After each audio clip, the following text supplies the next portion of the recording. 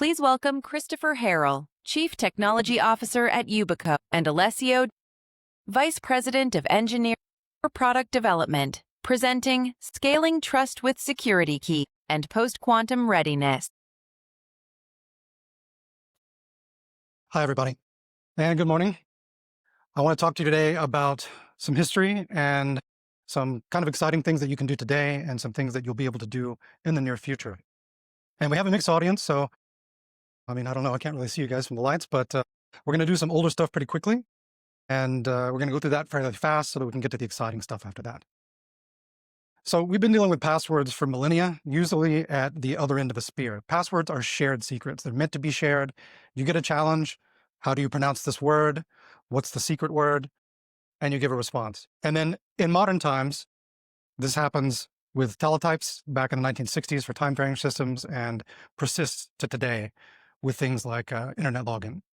Still shared secrets. You establish a shared secret with somebody. You prove possession of that secret later, usually by just telling them the secret. But then we got clever. Thanks, Alessio. And we thought, well, those shared secrets are hard to remember. They're not very complex. So maybe we could make them longer and we could put them into something that could take care of them that a human wasn't so good at. And we got multi-factor authentication, typically something you have and something you know later on, biometrics. And we saw things throughout the 80s and 90s and then later 2000s start to proliferate with shared secret systems and hardware. And those shared secret systems were SIM cards, they were enterprise networks, they were healthcare systems. They were all highly functional and useful systems, but they were only useful inside of the bucket where those shared secrets exist and where they could be established. So that MFA later came to the internet, much, much later. And in 2010-ish, Google, and later in 2011, Google brought to internet accounts at large the concept of two-step verification or multi-factor at scale. And before that, it was only very high assurance banking and shared secret stuff. But there's an alternative in the form of what we call asymmetric authentication. So in asymmetric authentication, one party can do something, the other party can verify it. It's kind of a one-way thing. And we've been doing that for a very long time. It turns out we have historical records of longer than even passwords or shared words because those physical things they use to make seals still exist. And the written records didn't happen until later. And that didn't advance. There we go. So only in the 1970s do we have this new concept, this new direction in cryptography from Diffie and Hellman, and then later from Koblitz and Miller in the 80s, that allowed us to do that stuff with math. And I'm not here to give you a math lesson, not least because I wouldn't be good enough at teaching it, but know that only in the 70s and 80s did we understand the math that was able to make this kind of thing possible using computers. And I think some of our friends across the pond might have known a little bit early, but they kept it to themselves, and they only disclosed that later. So hopefully most of you in the room know this, but as a quick primer, the magic behind that math is what's called a key pair, where one part of the key is kept private and one part of the key is given out publicly to anybody that wants to validate or encrypt something. But the slide is not advancing. There we go. So to use this, instead of the challenge at the point of a spear of tell me the word, you generate a random number, you send it to the holder of the private key who uses the private key to sign the random number, and then you use the public key to verify the signature and to allow access. And we call this authentication. So like Andy said, we're here to talk about authentication, but not just about authentication. This secret for public key, private key cryptography or asymmetric cryptography is too big for a human. And the public keys are things that can be shared widely. So the public keys you put in a database, if they leak, it's not a big deal. And the private keys, well, this person can't deal with them, so we have to put them into a computer. And this started to take off in the 90s and 2000s. We saw a proliferation of systems that used asymmetric cryptography, first in software with things like SSH and TLS, and later in hardware once the devices could actually do that in a reasonable way. We saw building access control systems. We saw SIM cards adapt. We saw EMV adapt from symmetric secrets to shared, and then that smart card security was very strong, but it was hard to use because you needed special readers, you needed middleware, you needed a bunch of stuff to make it happen. So when we want to bring smart card security to everyone, make sure that it's democratized, that it's available everywhere, there wasn't a solution. It was all closed ecosystems still. So when Google and Yubico started working together in 2012, we wanted to solve this problem. We wanted to bring asymmetric cryptography to the masses in a way that could work securely like smart cards do. And our first target was people that protect other people's data. So Google employees protecting the millions of people and billions of people now that use Google accounts. And we wanted to do it with high privacy. We wanted to do it with high security. And we built the first working thing, which later came to the FIDO Alliance. And what you see there is one of the very first YubiKeys. We called it a nubby when we were working with Google.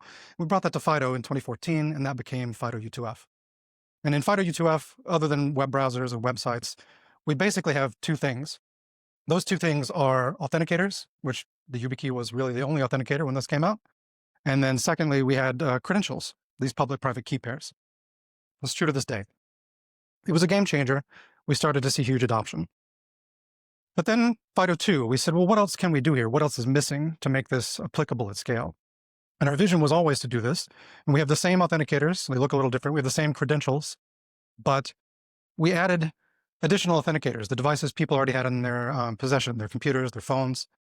And we added this concept of user verification, where you could authenticate to the authenticator, and then the authenticator could take care of everything else. You don't need many, many places to do biometrics or many, many places to share secrets. You only have to do that with your authenticator. So what's this have to do with passkeys? I think I've heard a lot of confusion about what's FIDO and what's a passkey and what's a security key.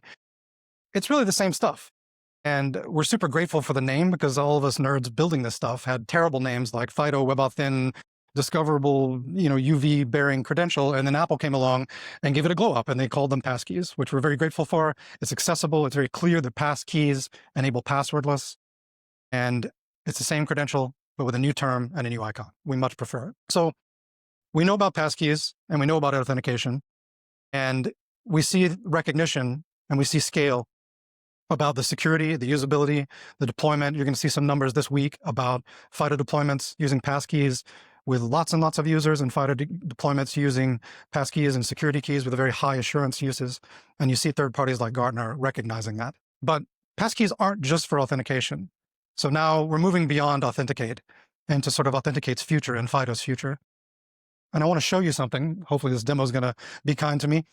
We created in the very first version of FIDO 2, this thing called the PRF or HMAC extension. And it's been used for a long time for things like Windows networks for decryption of data. But we're starting to see it more and more now that in 2023, it was made available to the web. WhatsApp's using it for backups on Android, Dashlane and Bitwarden are using it for passwords. So I want to show that working. The way that it works is that you don't just authenticate, you encrypt data that only you can then decrypt because your authenticator is providing a secret. So what I'm going to show, hopefully, if you want to switch over to my laptop view here, is I have a browser that's been cleared and a Dashlane extension that's been installed. And when I click on that Dashlane extension to log in and give it a username at the moment, using just the security key and a biometric touch and a small sacrifice of a chicken, I have my secrets. So I didn't have to remember anything complex. I didn't have to build a big, complicated cloud infrastructure to limit the number of tries on my device pin or anything like that. And I have my secrets now in my device. So there we go. Passkeys can be used for encryption that easily. So when you have stuff that you care about and you don't want to expose it to your cloud provider, you can use FIDO. That was the demo. Yep. So passkeys are about authentication and also about encryption. And for authentication, it's, are you the same person as last time? And usually the same party is the one who you register with and the one that you authenticate with. But in digital identity, you typically have attributes and you have a separation between the people who assert those attributes and those who are verifying them. So let's bring passkeys into the digital identity age. But let's do so by a little bit of analogy because this stuff is pretty complicated. With physical IDs, you bind attributes to a document. And when you present them, you need to know, is it valid and is it yours? And typically that's done with a picture. But these people might have different ideas of what an ID looks like. They might have different levels of assurance about whether this is you or not. So the level of care exerted, the level of knowledge needed to do this when you have at least thousands, if not tens of thousands of different document types around the world means that there's some difficulty even when presenting physical IDs. But why are you presenting this physical ID? Typically it's to do something or gain some benefit. It's to pick up your package. Does your name match? It's to see if you can drive one of these things. Or I think we all know what this guy's doing at the liquor store. But privacy is really important. And when you share your ID today, In the physical world, you share everything about your identity, and there's not much you can do about that. I've tried taping sticky notes on there, but they get ripped off and it doesn't work very well. And when we bring this into the digital world, where we have age verification laws, which are well-intentioned, we want to protect children from stuff. But do you want your children uploading their ID? Do you want them uploading their faces in order to just join a forum to talk about a game? Probably not, because the results are kind of predictable. This data is super sensitive, and we need to be careful about it. We need to build systems that make this easier. So in digital identities, I'm going to continue this analogy that they use open standards so that we don't have to remember thousands of different document types. And they bind attributes to public keys. And in this case, we're going to use a proxy for that of the ID number. Digital identities also allow you to do selective disclosure. I heard that Google also did a similar thing here where you're able to present your address to your school district to know that you're authorized to enroll somebody in school, but maybe only your birth date or that you're over a certain age in order to get a lottery scratcher or something like that at the corner store. This has privacy issues because the same public key, if it's used over and over again, can create linkability. And that means that these two parties can identify you even when they don't know your name. They can build a corpus of data and link it together. And we've seen disastrous results of that as data leaks over the years. So we're kind of jumping all the way to the most advanced thing that is currently in development in the standards world called zero knowledge proofs. And I'm not going to try to define those really. The short story is you can present only what you need to present, disclose nothing more, including your public key. And that proof is verifiable. It changes every time. So even if you prove you're 18 twice to a given person or a given verifier, it's not the same. So this is unlinkable. What we've done or are starting to do as part of the W3C is develop a standard for signing extension to FIDO that allows you to use FIDO with other types of signing things like digital identity, like document signing, and it supports zero knowledge proofs. There's a PR on the WebAuthn repo if you want to go check it out. And what I want to do is show you using a open source, open standards based wallet that allows us to make use of these things today using some alpha devices that I have here. So I'm going to pray that the demo gods are kind again and show you logging in to an instance of the web-based wallet that is a collaboration between some EU digital identity folks and Yubico and now Ceros Foundation. And I'm logging into this using my YubiKey. And just like the password manager, you should see, if we're lucky, there we go, my credentials and secrets are synced down to the device. So this credential has a bunch of attributes. And what we'll do is we'll make a presentation of these attributes to a verifier. This is very much a test tool like verifier. But in this case, we will use a particular set of standards and we'll just request where this person was born. And we'll do it using a format that allows zero knowledge proof. So when we open that request and the wallet, I get to see the identity of the person requesting it. I get to select the identity that I used to fulfill that request. I can see that the credential is bound to hardware and that it supports the highest level of protection possible using zero knowledge proofs. And when I go to present that credential, you can see it's only requesting my country of birth. And when I send it, it's going to request that I use my security key, authenticate to it, and touch it in order to allow the release of these attributes. The verifier should be able to see that the particular thing that I proved eventually will show up. And the only thing that the verifier gets to see and know of truth is that my place of birth was the USA. So to me, this is really exciting. It's showing FIDO for authentication, FIDO for encryption. It's showing many things that we think about beyond authentication that FIDO is capable of in the very, very near future. But cryptography is changing, protocols are changing, computing is changing. So I want to bring out my colleague Alessio to talk about quantum computers and what they might be able to do and what we might be able to do with them for similar types of problems in the future. So Alessio. Thank you. Hello, everyone. So the future is something we deeply care about at Yubico, and we have been at it for a while. I think we have been part of the FIDO Alliance since its inception. We have been talking to various standardization bodies to make sure that specifications are up to speed with the time. We say it in various crypto groups, for example, IETF. But the future I would like to talk to you about today is one of quantum computers. And I don't have a lot of time to go into a lot of details. There was a brilliant talk yesterday about some of those topics, but very, very briefly, in case you don't know, quantum computers are fundamentally different kinds of computers that use different physics properties. And unfortunately for us, they are really well suited to solve hard mathematical problems, specifically the hard mathematical problems that underpin cryptography. So much so that we today already have algorithms that would run on a quantum computer that would break existing encryption and signature algorithms. The only thing that we miss for now is a large enough quantum computer. But as you can imagine, that starts a mad race to get to a new set of encryption and signature cryptographic primitives that are resilient to attacks from quantum computers, so-called post-quantum cryptography. And this effort is well underway. It started in 2016 with NIST creating the PQC standardization effort, which was essentially a call for algorithms. That culminated in 3 algorithms being standardized a little over a year ago in August of 2025, 2 for signature and 1 algorithm for key encapsulation or encryption. There's a 4th algorithm that we expect to be standardized possibly by the end of this year. We'll see.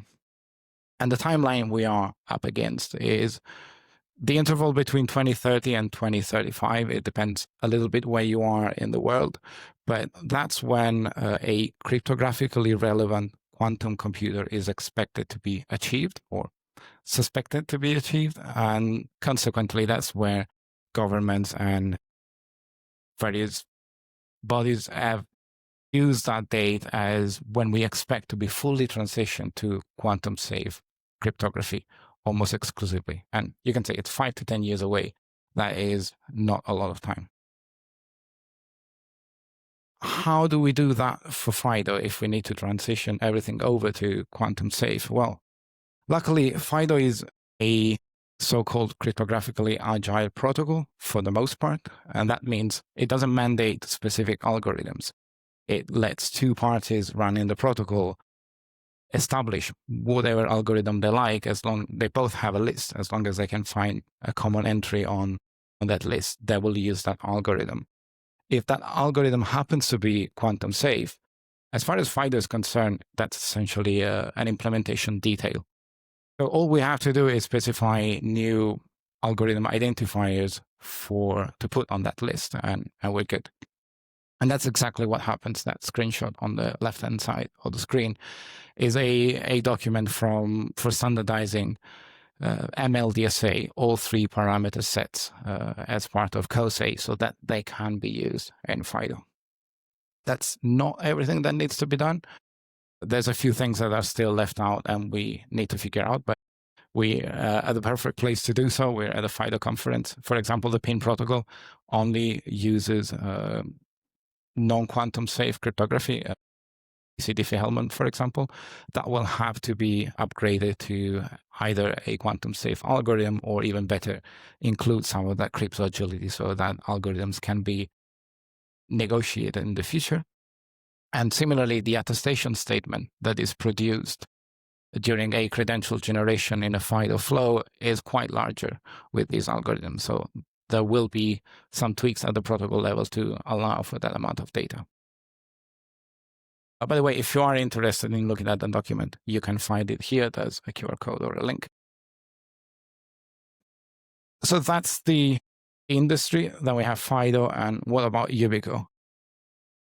Obviously, needless to say, we recognize and take on that challenge and that threat of quantum computers. We care about that, and we always strive to be at the forefront of what is available in general, and especially in the FIDO ecosystem. So we want to be able to offer something that supports this.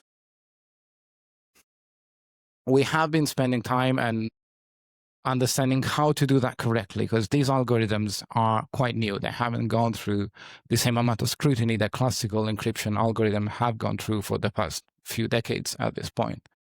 Additionally, they're also much more complicated from a computational point of view. They require a lot more data. They require several iterations. They're non-deterministic in a sense, and they produce a lot more data. If you think about the fact that the average signature size of an MLDSA run is around 3,000 bytes, depending on what parameter set you choose, versus 64 bytes of an ED25519 signature, so a couple orders of magnitude more.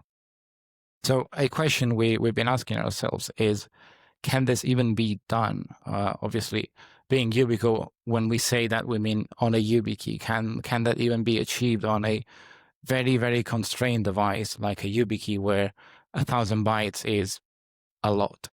And after spending quite a bit of time on this, I think we can confidently say that the answer is yes, and I would like to show that to you.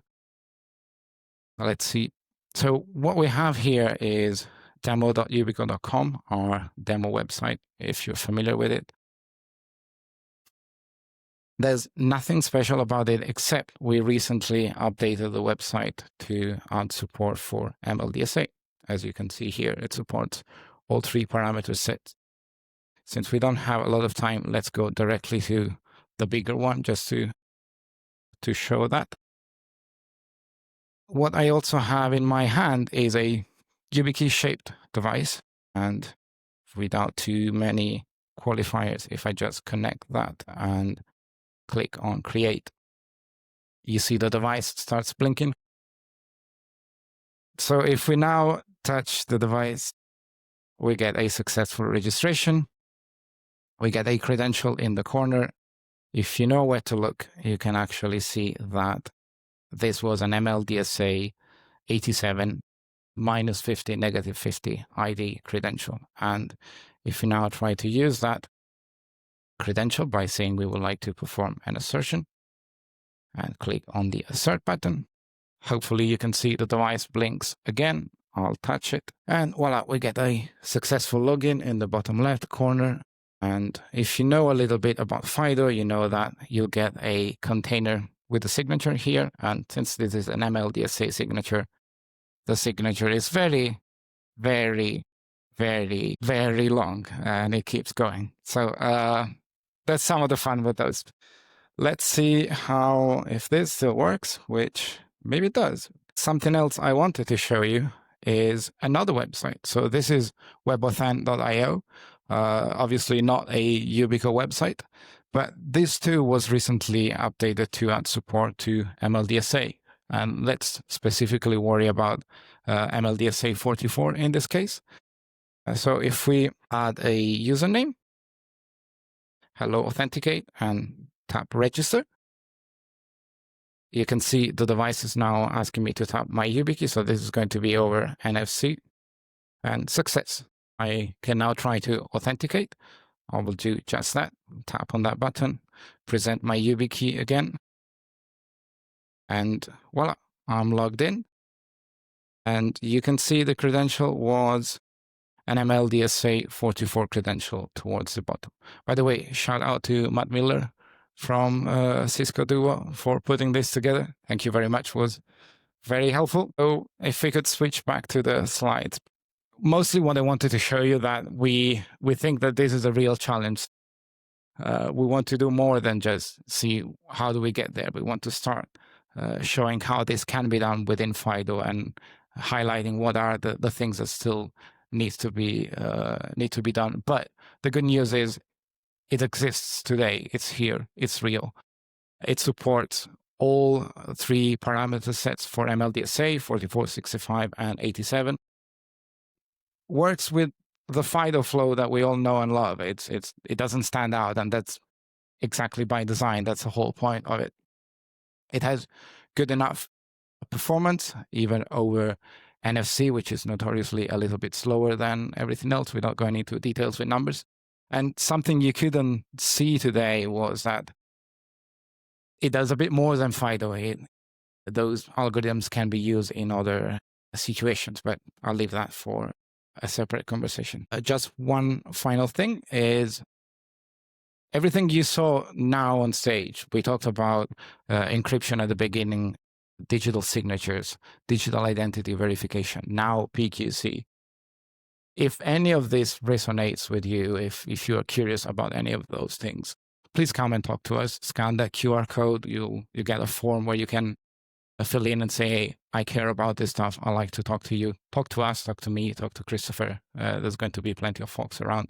We really care about that future, and we'd like to build that together and forge that together with you so that we can improve the overall industry together. Thank you so much for your time.